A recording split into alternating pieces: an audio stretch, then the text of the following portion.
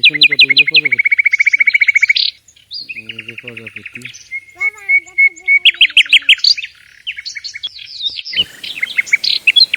অবাক করা দৃশ্য, যেখানে মানুষ, বাংলাদেশের মানুষ প্রজাপতি খুঁজে পায় না সহজে, আর আমি আর আমার মেয়ে সহ আমরা একটা প্রজাপতির রাজ্যে চলে আসি। হঠাৎ করে সামনে পড়লো প্রজাপতি আর প্রজাপতি, ফুল গাছের মধ্যে প্রজাপতি, এই যেন এক প্রজাপতির রাজ্য।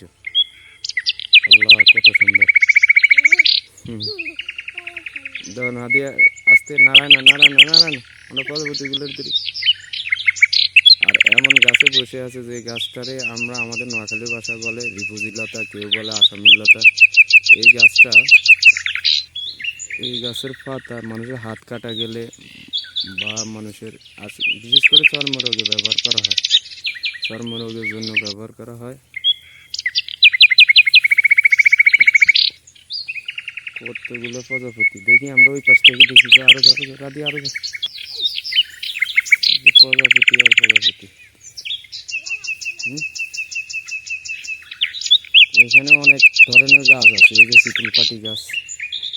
এই গাছটা এক সময় শীতলপাটি জন্য বিখ্যাত ছিল, মানুষ এই গাছ দিয়ে শীতলপাটি বানাইতে।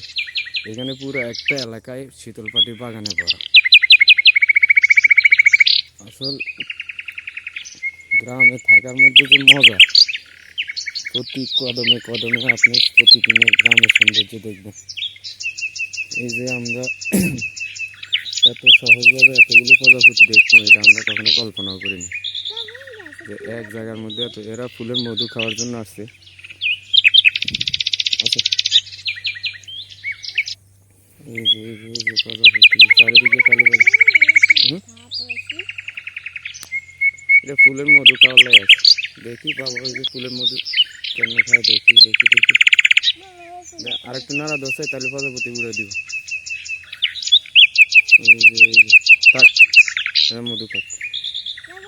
আয়, আসল কথা হয়েছে এখানে অনেকগুলো ফুল আছে, এই যে নানান ধরনের ফুল, সব গাছের নাম আবার আমার জানা নাই। এখানে লাউ কুমড়ার জাকা আছে, লাউ কুমড়োর ফুল আছে, পাশে ধান ক্ষেত আছে। এই জন্য জায়গাটা মনে হয় যে একবারই স্বর্গরাজ্যের মতো, গ্রামীণ সৌন্দর্য। আসলে ভিডিও করার আমার ইচ্ছা নাই, শখ হয়েছে এই জন্য ভিডিও করতেছি।